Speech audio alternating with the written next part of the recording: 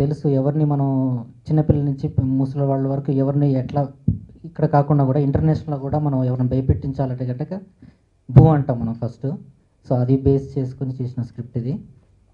So బేసిక్గా ఇది చిన్న సినిమా యాక్చువల్గా. దీనికి ఉన్న అన్న కష్టాలు దీనికి ఉన్నాయి, రిలీజింగ్ అంత ప్రాబ్లమ్స్ ఉన్నాయి. సో దాన్ని ఎలా మేము బయటపడాలని ఆలోచిస్తూ like I was meeting my friend Mahesh కత్తి అండ్ వీ వర్ డిస్కసింగ్, మాట్లాడుతూ సరే మనం ఎట్లాగో వర్మ గారి శిష్యులను చెప్పుకొని తిరుగుతున్నాం కాబట్టి చెప్పుకొని తిరగటం కన్నా ఆయన చేసే పద్ధతుల్ని ఫాలో అవుతే బాగుంటుంది అని చెప్పేసి మేము, అంటే పద్ధతులు అంటే రీసెంట్గా వచ్చిన సినిమాలు ఆయనలాగా తీయకుండా ఓన్లీ ఆయన ఐడియాస్ని మేము ఫాలో అవుతే బాగుంటుంది ఉద్దేశంతో ఆక్షనింగ్ పద్ధతిలో, so out of common very common పర్సన్గా మేము we are trying this movie. Coming to this movie, రీసెంట్గా వచ్చిన హర్రర్ సినిమాలతో పోలిస్తే డెఫినెట్లీ ది బెస్ట్ మూవీ అండి. ఆల్రెడీ ఇందులో డైలాగ్ కూడా ఉంది సినిమాలో, తెల్ల చీర మల్లెపూలు అంటేనే దయ్యాలు అన్న కాన్సెప్ట్ నుంచి బయటకు వచ్చి వీఆర్ డూయింగ్ సంథింగ్ డిఫరెంట్. మన సినిమాలు డిఫరెంట్గా రావు అని చాలామంది అంటూ ఉంటారు. So this is the best example movie which is totally different. Things about జన సినిమా. ఈ మధ్యకాలంలో పెద్ద సినిమా తీసుకున్నా చిన్న సినిమా తీసుకున్నా వాటి సమస్యలు ఆడుకుంటున్నాయి. ఆ నలుగురు అని మనం నలుగురు మాట్లాడుకుంటూ ఏదో ఒక టైంలో ప్రెస్లో డిస్కషన్లు పెట్టేసుకుని చిన్న సినిమాకి థియేటర్ ఉండట్లేదు, పెద్ద సినిమాలు అన్ని థియేటర్లు ఆక్యుపై చేస్తున్నాయి. ఇవి చాలా జనరిక్ ప్రాబ్లమ్స్. ఇవి వాళ్ళు ఏమంటారు, ఇది మా business so we will do it అంటున్నారు.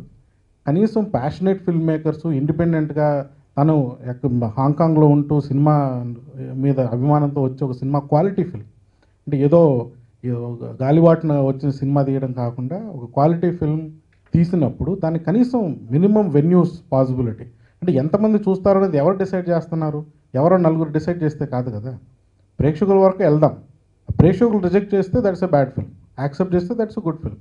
కనీసం ఆ going to be an amazing thing. కేవలం ప్రింట్ పబ్లిసిటీ కాస్ట్ 15,000 అయితే ఆ సెంటర్లో కేవలం 10,000కే ఈ సినిమా అవైలబుల్ ఉంటుంది. అంటే 25,000లో ఒక సెంటర్లో సినిమా అవైలబుల్ ఉంటుంది. కేవలం సిటీ బయట ఉండే నాన్ ఏసీ చెత్త థియేటర్లో ఈ సినిమా రిలీజ్ చేసినా కూడా షోకి 2,000 లేదు రోజుకు 2,000 వచ్చినా కూడా మీకు వన్ వీక్లో కాస్ట్ రికవరీ వస్తుంది.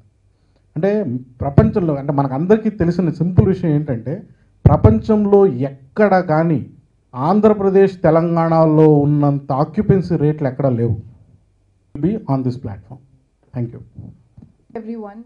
Personally, thanks for everybody who are here, for the print media and the electronic media for showing so much of patience and support, encouragement, and to everybody, to the whole crew, the whole crew of the film.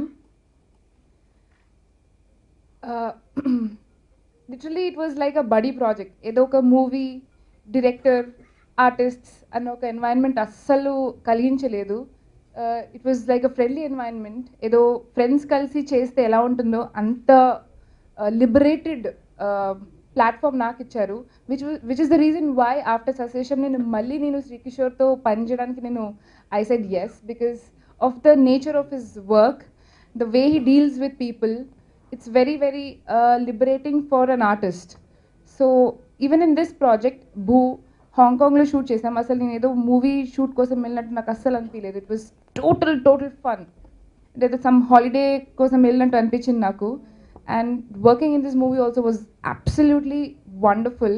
ఎవరు భయపట్టించారంటే భూ అంటారు. భూ it is different concept oriented movie. నాకు కిషోర్ గారు చాలా close friend లాంటి వాళ్ళు, ఒక అన్న లాంటి వాళ్ళు నాకు. He has supported me in many ways. దీంట్లో ఒక సాంగ్ ఉందండి. 6 సాంగ్స్ ఉన్న సినిమా లాగా కాకుండా ఒక సాంగ్ పెట్టేసి డిఫరెంట్గా ట్రై చేద్దామని ఫస్ట్ ఒక థీమ్ చెప్పారు నాకు. రీట్రో స్టైల్ కావాలని చెప్పారు. రీట్రో అంటే 1970sలో అప్పట్లో ఎన్టీఆర్, కమల్ హాసన్ చేసిన స్టైల్లో ఒకటి కావాలని చెప్పారు. దానికి ఒక చిన్న థీమ్ ఇచ్చి చూపించాను. He accepted single time. వినగానే ఈ సాంగ్ డెఫినెట్గా గాన్ హిట్ అని చెప్పారు. వెంటనే దానికి లిరిక్స్ కూడా నేనే రాశాను, నాకు నచ్చిన ట్యూన్ కాబట్టి. దాంట్లో 2-3 లైన్స్ అంటే సిచ్యువేషన్ నాకు ఎక్స్ప్లెయిన్ చేశారు. మూవీ అంతా ఎక్స్ప్లెయిన్ చేసిన తర్వాత కొన్ని సీన్స్ చెప్పారు నాకు, ఇలాంటివి హైలైటెడ్ సీన్స్. వాటిని బేస్ చేసుకొని లిరిక్స్ రాయడం జరిగింది దీంట్లో. టైటిల్ను బట్టి ఈ మూవీ కూడా బాగా బిజినెస్ అవుతుందని ఆశిస్తున్నాను. మెయిన్గా మా సినిమాకి సపోర్ట్గా నిలిచిన మహేష్ కత్తి గారికి మా ధన్యవాదాలు. All the best and good luck to our Boo team.